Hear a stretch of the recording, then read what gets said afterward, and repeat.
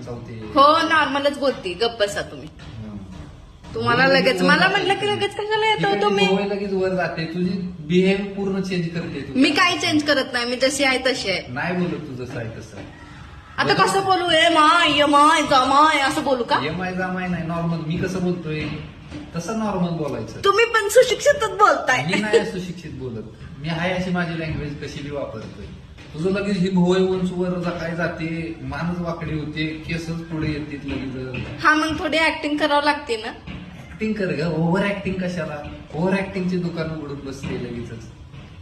आता लई झालं तुमचं.